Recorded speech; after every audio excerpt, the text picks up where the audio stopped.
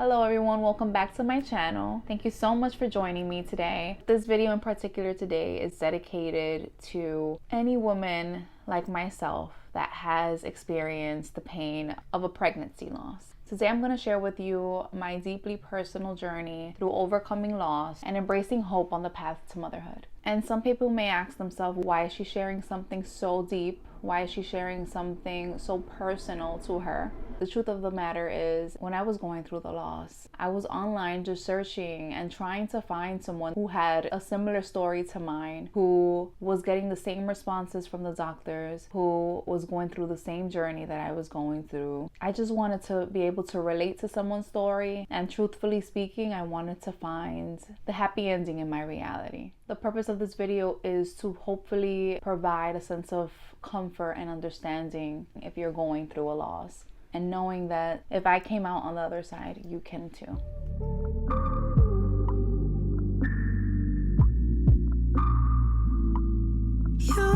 So where do we start? May of 2022, I found that I was pregnant. I woke up one morning and I had a slight little blackout. I almost fainted, but I didn't. I found that really strange because that doesn't happen to me, and I thought, that's weird. But I carried on with my day, and I went to work that day, and on my lunch break I passed by a Dwayne Reed and I purchased a pregnancy test. Honestly, my period wasn't late, but I'm like, hey, let me just take it for fun, right? What if I am pregnant? Because I normally know my body. Things like this don't happen with me. I come home that evening and I take the pregnancy test, and lo and behold, I got a positive result. And I was overwhelmed with emotions. I didn't know what to do with myself. I was happy, I was crying, I was excited. I'm like, wow, I was in disbelief.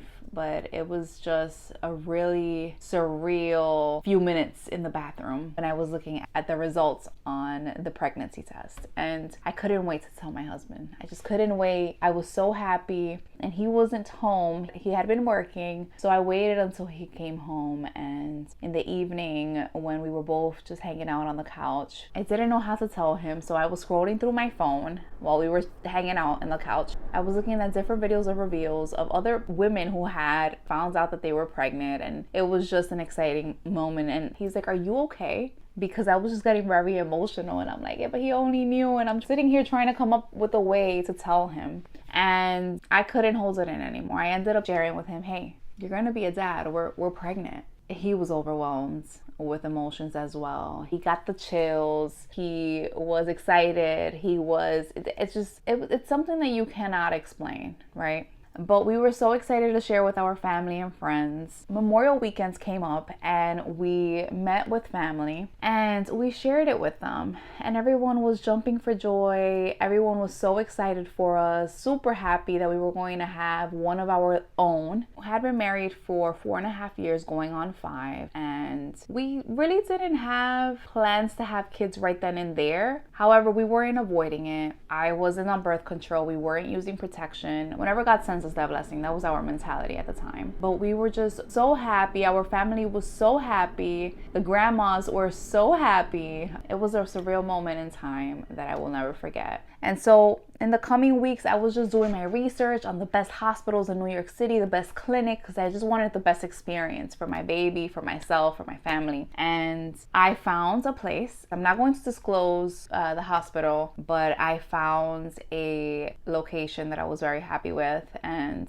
I called them up. Unfortunately, they were completely booked, and they normally turn away patients because of how booked they are. But they were able to book me for the end of June, and it worked out perfectly because I would have been around my 8-week mark around that time, and they normally do the scans at 8 weeks or more. I had to wait from Memorial Day. I had to wait all the way to the end of June, basically a month, to go in for my first scan. You already know the anticipation working up to that point. We were thinking about whether it's a boy or a girl, what we would name them. It was just such a happy time. It was like as if I was now going to step to the next level in womanhood. I was just excited. I was going to get this opportunity to finally become a mom. The day gets here, June 27, 2022. I am never going to forget that day. We make it to the appointment. We're excited, and we're sitting there joking with the nurse, what if it's twins? And it was all laughs, but that quickly took a turn. Okay. You know, we're just sitting there waiting to hear something back, and literally says nothing about what she sees, but says, I'm going to be right back. My husband and I look at each other and say, okay, whatever. She comes back with the doctor, and the doctor starts doing the scans. And I'm just sitting there, because I would assume that we would start hearing the results or what they're seeing, good things. But I'm like in a frozen mode. And my husband is the one to ask, what's going on? No one's saying anything. Is everything okay? And all I remember is the doctor saying, this is not normal.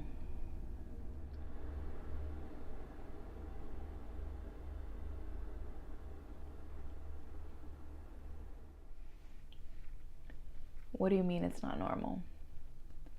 The pregnancy should be more developed by this time. 3 things could be happening. Either it's really early on in your pregnancy and we miscalculated the date. You are having an ectopic pregnancy. It's basically when the fertilized egg implants outside of the uterus, maybe in the fallopian tubes. Or this is just what we consider early pregnancy failure. When I tell you that I was torn, because this is not how my first ultrasound appointment was supposed to go, I was in disbelief. It's as if my soul left my body at that point. And when I found out I was pregnant, I was overwhelmed. But I was overwhelmed with joy and excitement and the anticipation up to this point where I'm supposed to hear a heartbeat, where I'm supposed to hear good news, where I'm supposed to take home with me a little scan of a little bean or whatever the sonogram pulls up. But that whole entire idea was shut down the moment those words came out of her mouth, and I was destroyed. But of course, I was hoping for the best. I was hoping that it was actually that they miscalculated the date, that it was really early on. So she had me on the beta book where I would have to come every 2 days to get blood drawn for them to measure my HCG levels, which is the pregnancy hormone in your blood. And based on that, they could tell if the pregnancy was viable or not, because based on the ultrasound that they did, there was no heartbeat and there was a gestational sac, but there was no embryo. So we left there, and I just wanted my mom. An almost 30-year-old just wanted to see her mom.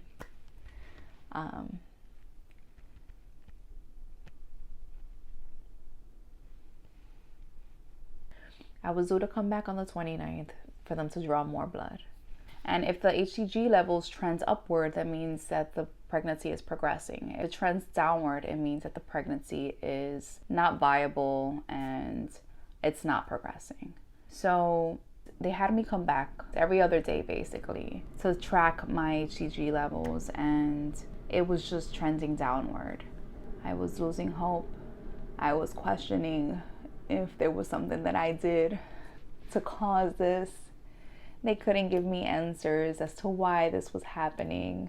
In that state of mind, you start blaming yourself. You start even questioning why God is allowing this to happen. But I remained hopeful. I was online doing research, just looking for a story of hope, looking for someone who was going through the same thing that I was going through and had a happy ending. Until finally, they had to come to a decision, because my pregnancy was not an ectopic pregnancy. They did another scan on me to check my fallopian tubes to see if the fertilized egg was implanted elsewhere, and it wasn't. There was still no heartbeat. There was no progression either. My HCG levels were trending down, and it was just not a viable pregnancy. After all the testing, they deemed it a blighted ovum pregnancy, where the fertilized egg implants into the uterus, but it doesn't develop into an embryo. So the fertilized egg stops growing, but the gestational sac continues to grow. So it wasn't a pregnancy that was progressing.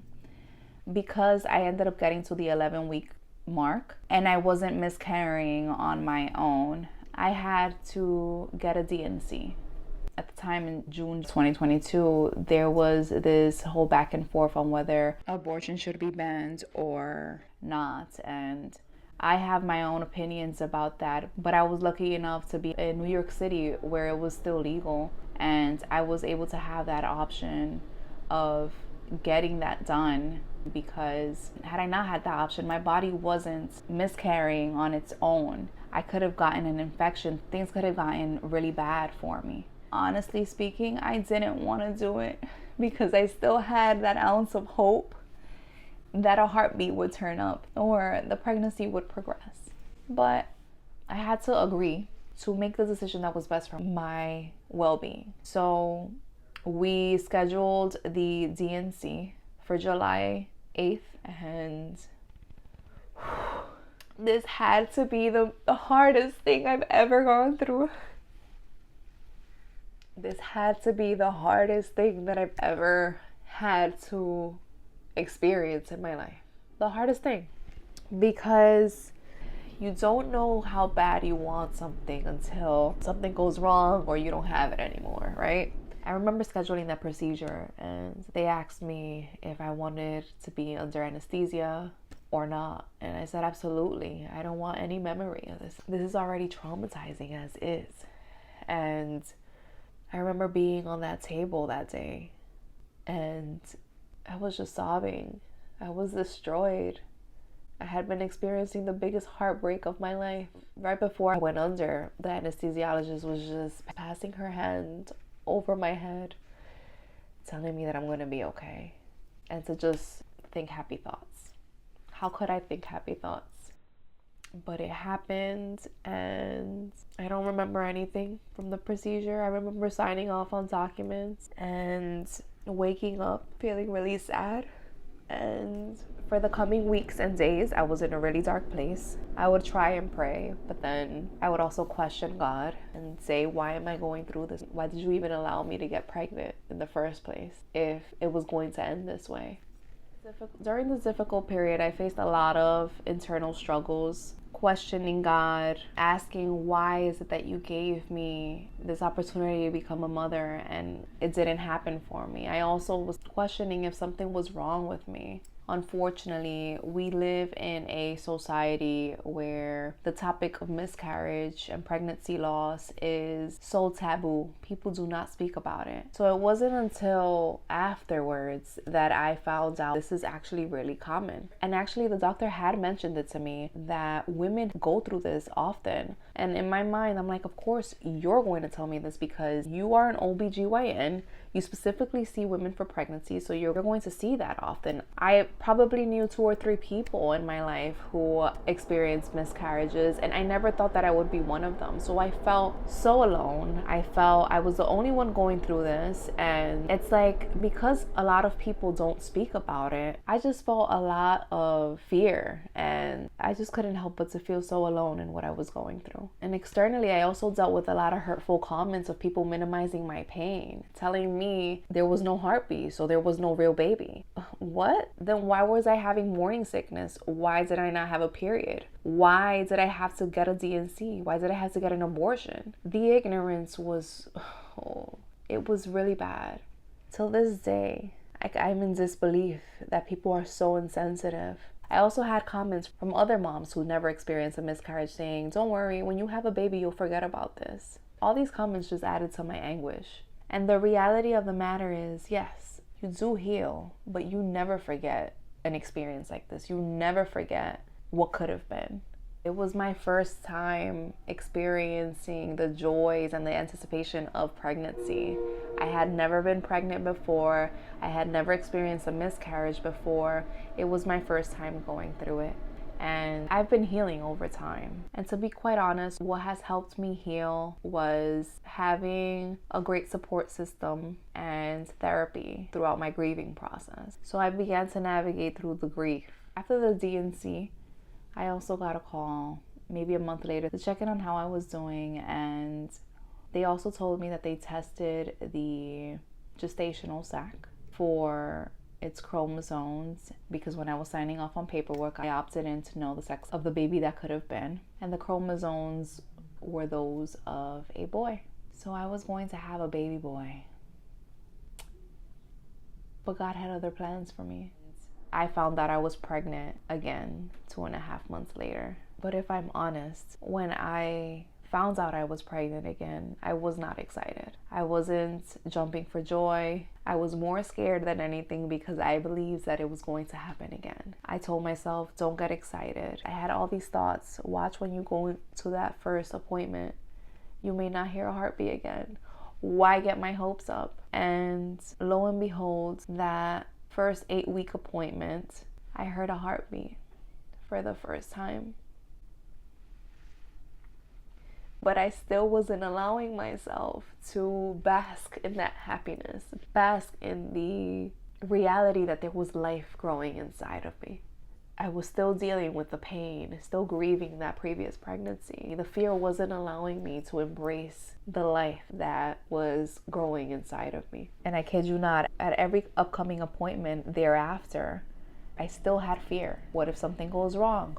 What if we don't hear a heartbeat in the next appointment? What if this? What if that? My pregnancy was progressing and I was getting morning sickness, and there was finally movement inside of me, and it was just something that it's really hard to explain until you go through it yourself.